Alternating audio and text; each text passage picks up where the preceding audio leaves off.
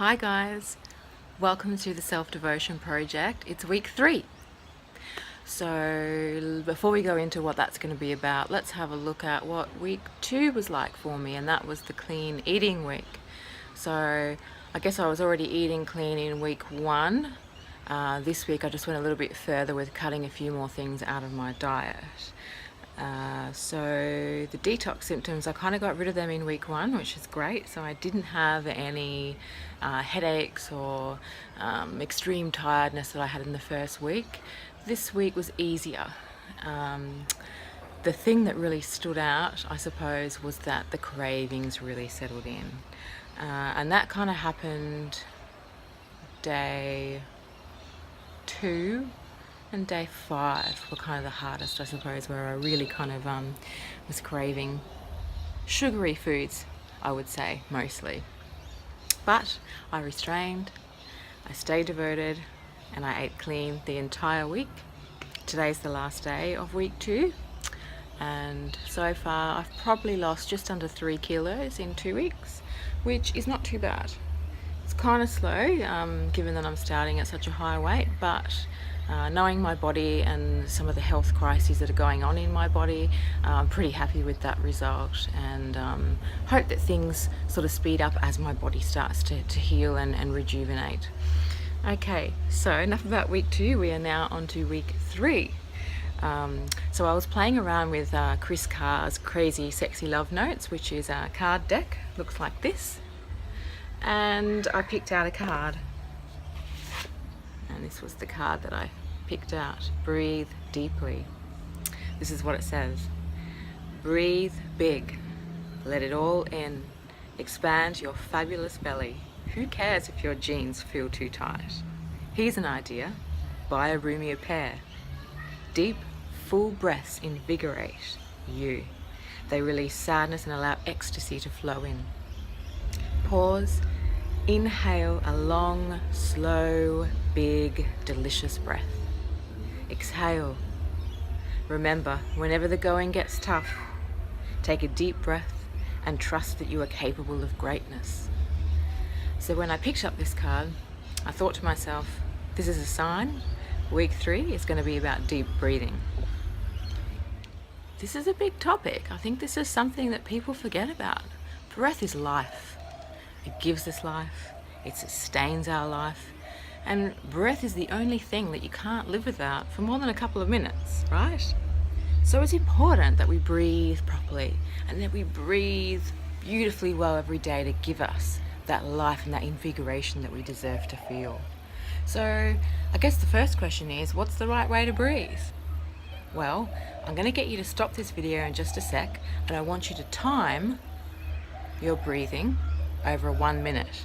So what that means is I want you to count how many times you breathe in 1 minute, and one breath is a whole in and out. So while you do it, try and breathe at your normal rate. I know it's hard when you're kind of thinking about it, but just try and breathe as you were breathing and just count how many times per minute, and once you've done that, come back to the video. So how many times did you breathe in 1 minute?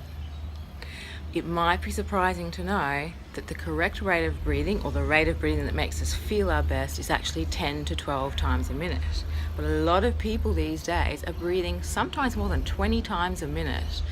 People with anxiety especially are breathing so much more than what is required for the body to run efficiently. And look, when you are breathing so many times more than you should be, well, it's going to cause anxiety symptoms, the physical symptoms of anxiety. I mean, you are exhausting your body.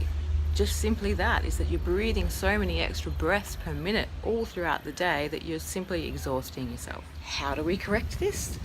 Well, we need to practice the correct way of breathing as often as we can remember throughout the day, to retrain the brain of what the correct way is to breathe, the correct timing. Okay, so to get to that 10 to 12 times a minute, we really want to breathe for a count of 3 seconds in and 3 seconds out. And if you practice that 6 times in a row, that's 1 minute, okay? So what I tell my clients is the best time to practice this is when you wake up in the morning before you get out of bed, and also for it to be the last thing you do before you go to sleep, and actually helps to induce sleep as well. So it's a great time to do it before you go to sleep. So this is kind of how it goes. I'll run you through it. So this is I guess the counting. So you do it in your head, obviously. I'll do it out loud. So it's like this. It's in, 2, 3, out, 2, 3, in, 2, 3, out, 2, 3. So that's kind of the speed of it.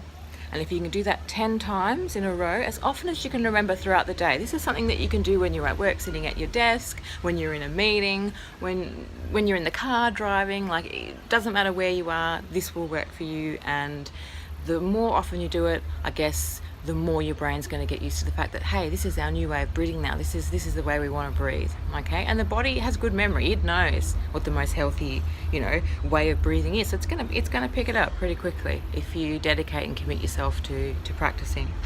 Another reason that we want to bring some deep breathing into our lives is because it is the number one best way to switch off that part of the brain that is called the amygdala, that is responsible, I suppose, for sending anxiety causing chemicals into the bloodstream, into our bodies, that contribute to those feelings of anxiety. The emotional and the physical feelings of anxiety all comes from the amygdala, which is kind of like, I guess, the warrior part of our brain that tries to keep us safe. So back in caveman days, it was really necessary to have that. I mean, if we had a lion chasing us, we needed kind of that, fight, flight and freeze response.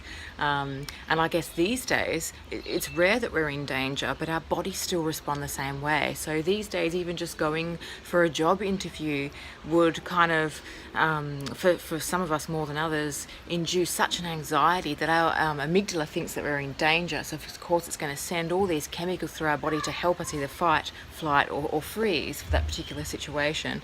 And of course that's where breathing comes in, because the number one way to send a signal back to that part of your brain to let it know that you're actually okay and you don't need its help necessarily in that moment is to do the deep breathing.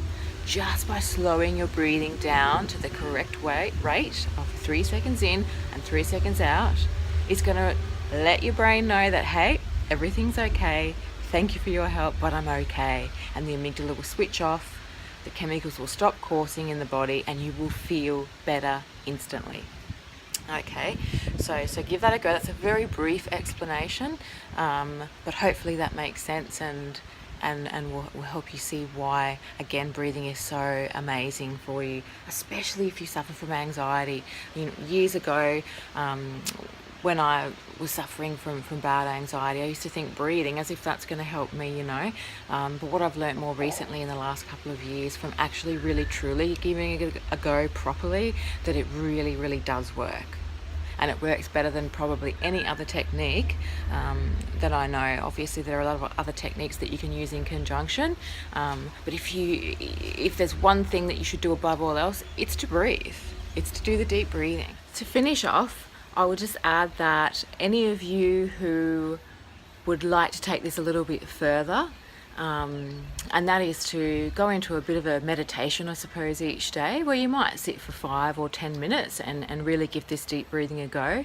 It's cool to try and get your breathing rate to even more than the 3 seconds in, 3 seconds out. So like building up to maybe 4 seconds in, 4 seconds out, and then 5, and then 6, and some people can get up to 10. I can't say that I can do that just yet. For me, 6 or 7 is kind of getting up there, and I'm going to continue to work on that.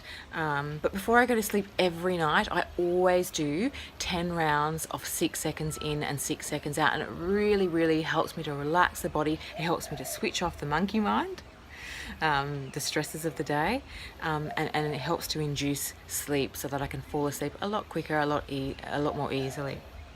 So give that a go. We're going to do meditation another week, but I just thought if you want to take the breathing a little bit further and see what benefits you can gain this week, give that a go about building up to more seconds in and out.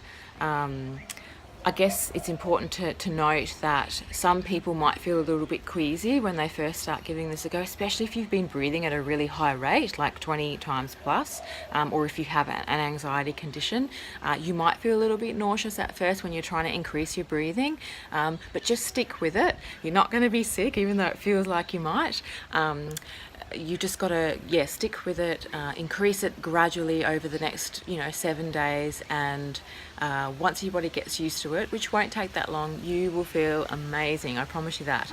Okay, so thanks so much, guys, for being with me today. Now, as you can see, I've filmed outside today. I was planning to do it on the grass, but it is a beautiful rainy day.